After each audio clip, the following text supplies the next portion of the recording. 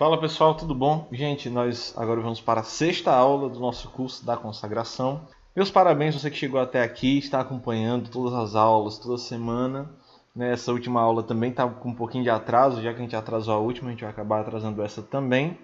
Mas hoje nós falaremos sobre o capítulo 6, do Tratado da Verdadeira Devoção.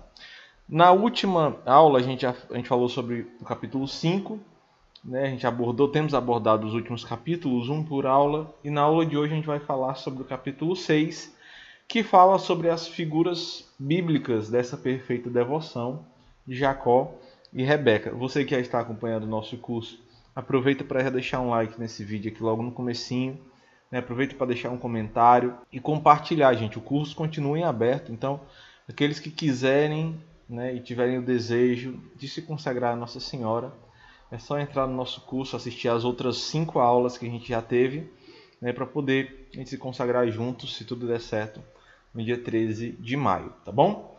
Então, como eu falei, esse capítulo São Luís dedica para falar sobre as figuras bíblicas, que representam os réprobos e os predestinados. E São Luís compara a figura do réprobo e dos predestinados com a figura de Jacó e de Esaú.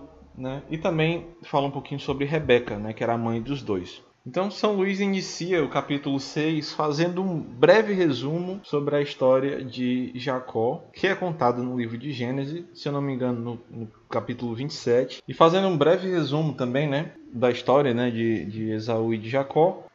Os dois eram irmãos, Jacó e Esaú eram irmãos, filhos de Isaac, ou seja, eles eram netos de Abraão, e eram filhos de Isaac e Rebeca. Esaú era o mais velho, e por isso era aquele que tinha o direito de primogênito, ele era o primogênito. Mas na sua juventude ele vendeu o direito de primogenitura para o seu irmão e vendeu por um prato de lentilhas. E ao chegar o tempo certo de Esaú receber a bênção de primogênito das mãos de Isaac, Rebeca interviu em favor de Jacó, que já tinha recebido esse direito de primogenitura, e Jacó foi abençoado no lugar de Esaú. Tá? Esse é um resumo da história. Quem quiser conhecer melhor, vá lá na Bíblia. Leia lá em Gênesis, no capítulo 27. Ou você pode também ler ali o comecinho do capítulo 6, porque São Luís faz também um resumo da história dos dois. Mas a história é importante porque São Luís ele associa a figura de Esaú aos réprobos, e a figura de Jacó aos predestinados. Eu fiz um quadro aqui para mostrar os argumentos que São Luís exemplifica ao comparar os dois. E aqui ele cita que uma das características de Esaú é que, por ele ser o mais velho, ele era mais forte, robusto. E ele tinha muitas habilidades, ele confiava nas habilidades dele. Da mesma forma em que os réprobos, eles empenham as suas forças nos negócios, na indústria, no trabalho. São fortes e hábeis, são esclarecidos para as coisas do mundo, as coisas terrestres. No entanto, são cegos para as coisas de Deus. Esaú, por sua vez, quase não parava em casa, porque ele era muito confiante nas suas destrezas, nas suas habilidades e trabalhava fora, ao ar livre, o tempo todo. Da mesma forma, os réprobos, eles não param em suas próprias casas. E aqui São Luís compara a casa com a vida interior. Ou seja, eles não paravam em seu interior, onde habita Deus. Eles são pouco interiorizados. Outra característica de Esaú é que ele pouco se empenhava em agradar sua mãe, Rebeca. Da mesma forma que os filhos deste mundo não se importam em agradar a Santíssima Virgem e praticamente não se dirigem a ela. E quando se dirigem, fazem de forma muito pouco piedosa e sem nenhuma intenção de agradá-la. Outro exemplo é que Esaú era guloso, ele queria satisfazer a carne, os prazeres da carne, ao ponto de vender o seu direito de primogenitura por um prato de lentilhas, ou seja, trocou algo de muito valor por algo quase sem valor algum.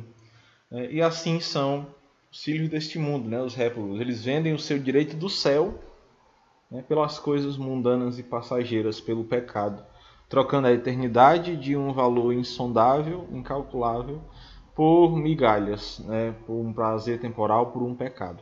Assim como Caim, que tinha inveja do seu irmão, Esaú também invejava seu irmão e o perseguia. Inclusive chegou a ameaçá-lo de morte e esperava apenas a morte de Isaac para poder tentar contra a vida de Jacó.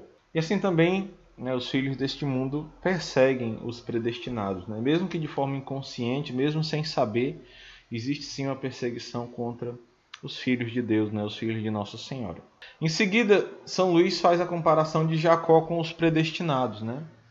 E a primeira característica de Jacó é que, diferente de Esaú, ele era um homem franzino, né? Ele era fraco, mais sossegado, e ele quase sempre permanecia em casa, né? E buscava em tudo agradar a sua mãe Rebeca. E quando saía, saía por ordem de sua mãe, né? Para fazer algo em seu favor. E assim também são os predestinados, né? Como São Luís comparou no exemplo anterior de Esaú, né? Quando ele fala em casa, ele está falando do interior.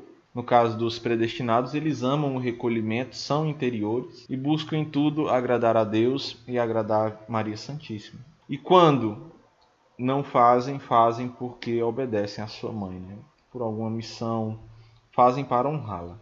Outro exemplo é que Jacó amava e honrava a sua mãe, né? Assim como os predestinados, que amam ternamente a Virgem Maria, como sua mãe e como sua senhora. Maria é ao mesmo tempo rainha e mãe, né?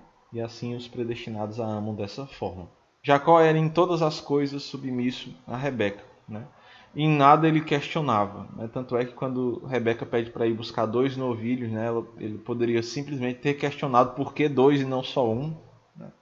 Mas não, ele simplesmente obedece, faz aquilo que ela pede, da forma como ela pede.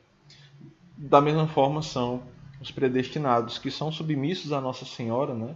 A exemplo do próprio Jesus, né? Jesus foi submisso a Nossa Senhora durante toda a sua vida e continua hoje no céu sendo submisso a ela, né? Vivendo ali de forma escondida, né? Com ela, de forma interior, durante 30 anos, né? 90% da sua vida, como eu citei no vídeo passado. Além disso, Jacó depositava em Rebeca uma confiança ilimitada, né? Ele confiava em sua mãe. Quando tudo aconteceu, ele podia muito bem ter temido, né? Em vez de Isaac dar a bênção, ele podia ter amaldiçoado Jacó. Mas não, né? Ele confiou que ia dar certo, né? Se a sua mãe estava dizendo, ele confiou.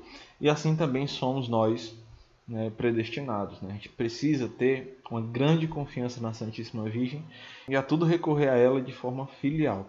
Jacó limitava também, na medida da sua capacidade, as virtudes da sua mãe, Rebeca.